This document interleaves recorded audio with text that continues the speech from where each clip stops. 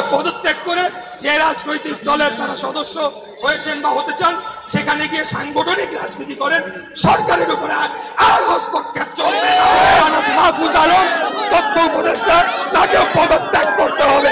স্থানীয় সরকার উপদেষ্টা জনাব আসিফ মাহমুদ সজীব ভুঁইয়াকে অবিলম্বে পদত্যাগ করতে হবে। আমরা কি আরেকটা স্বৈরাচারের জন্ম হতে দিতে পারি?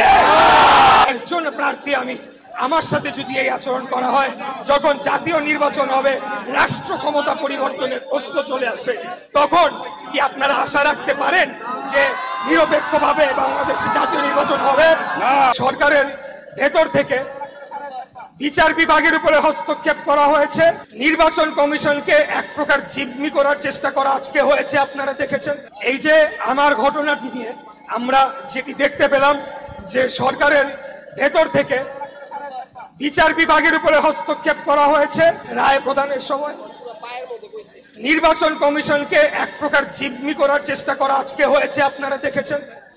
এবং পুরা সম্পূর্ণ ব্যুরোক্রেসি তারা নিয়ন্ত্রণ করছে। এখন এই অবস্থায় আমার একজন প্রার্থী আমি, আমার সাথে যদি এই আচরণ করা হয়, যখন জাতীয় নির্বাচন হবে, রাষ্ট্র ক্ষমতা পরিবর্তনের প্রশ্ন চলে আসবে, তখন কি আপনারা আশা রাখতে পারেন যে নিরপেক্ষভাবে বাংলাদেশে জাতীয় নির্বাচন হবে?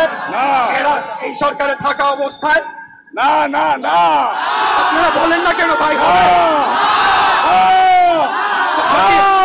হাসিনার আমলে কি হয়েছিল? একই কাজ করেছিল। সে বিচার বিভাগের উপরে হস্তক্ষেপ করেছে, নির্বাচন কমিশন ধ্বংস করেছে, প্রশাসনকে সে ব্যবহার করেছে, তাই কিনা? আমরা কি আরেকটা স্বৈরাচারের জন্ম হতে দিতে পারি? আরেকটা স্বৈরাচারের জন্ম এই বাংলাদেশের মাটিতে আমরা হতে দেব ইনশাআল্লাহ।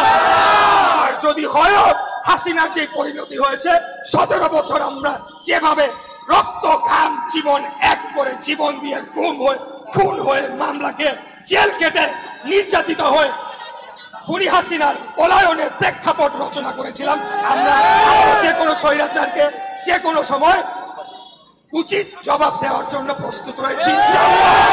কি আছি এখানে? আবারও বলছি, কোনো মেয়রের বিষয় না, কোনো কিচ্ছু বুঝি না। এখানে আমাদের রাষ্ট্রের যে মৌলিক রাষ্ট্র ব্যবস্থা, সেটার প্রশ্ন চলে আসছে।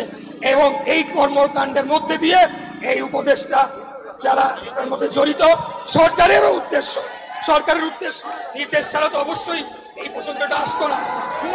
উদ্দেশ্য সম্পর্কে আমরা জনগণের সামনে আজকে উন্মোচন করে দিলাম। এখন এরা কিভাবে সংশোধন করবে, কিভাবে তারা তাদের নিরপেক্ষতা ফিরে পাবে, সেটা তাদেরকে সেই পদক্ষেপটা নিতে হবে। এবং আমি ব্যক্তিগতভাবে মনে করি তার প্রথম কাজটি হচ্ছে স্থানীয় সরকার উপদেষ্টা জনাব আসিফ মাহমুদ সজীব ভুঁইয়াকে অবিলম্বে পদত্যাগ করতে হবে। এরপর আরেক ছাত্র নেতা জনাব মাহফুজ আলম তথ্য উপদেষ্টা, তাকেও পদত্যাগ করতে হবে। জনাব দুইজন উপদেষ্টার সাথে আমার ব্যক্তিগত কোনো পরিচয়ও নাই, কোনো শত্রুতাও নাই, বৈরিতাও নাই, কোনো কিচ্ছু নাই। এখানে কেবলমাত্র বাংলাদেশের গণতন্ত্র, বাংলাদেশের জনগণের ভোটের অধিকারের জন্য আজকে আমাকে এই আন্দোলন নিয়ে রাস্তায় নামতে হচ্ছে। আমি ওনাদের শুভকামনা করি। ওনারা পদত্যাগ করে যে রাজনৈতিক দলের তারা সদস্য হয়েছেন বা হতে চান সেখানে গিয়ে সাংগঠনিক রাজনীতি করেন, সরকারের উপরে আর হস্তক্ষেপ চলবে না, এটা আমরা হতে দেব না। এবং আমরা সুনির্দিষ্টভাবে নির্বাচনের রোডম্যাপ চাই। এখন এটা পরিষ্কার হয়ে গিয়েছে। এতদিন যখন আমরা বলতাম নির্বাচন নিয়ে, তখন একটা পক্ষ খুব আমাদের সমালোচনা করত, তারা মনে করতো আমরা ক্ষমতায় যাওয়ার জন্য উদ্গ্রীব হয়ে আছি।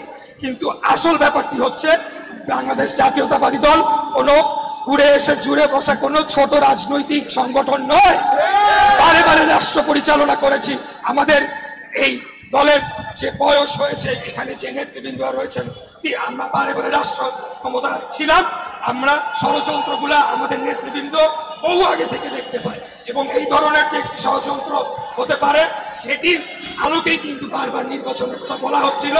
এখন সেটা জনগণের কাছে আরো উন্মোচিত হয়ে গেল, সামনে আরো উন্মোচিত হয়েছে। অতএব এখন এই পরিস্থিতি থেকে উত্তরণের আমরা আজকে এখানে এই কারণে আসি নাই যে একটা গ্যাঞ্জাম বাঁধাবো, এখন অনেকদিন আন্দোলন, হাসিনা তো নাই, কি করা যায়, চলো কি একটা মারামারি বাধাই দিয়ে আসি, সেটা কিন্তু এখানে সেই উদ্দেশ্যে আমি আসি নাই।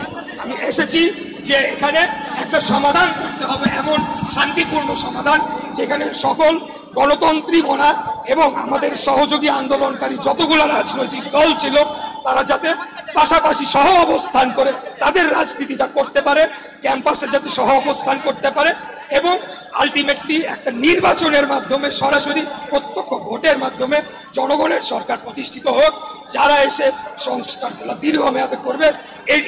এই আশা নিয়ে এই কথাগুলো বলার জন্য আজকে আমি আপনাদের সামনে এসেছি। আমরা বলবো যে আমাদের এখন পেছনে ফেরার কোনো সুযোগ নাই।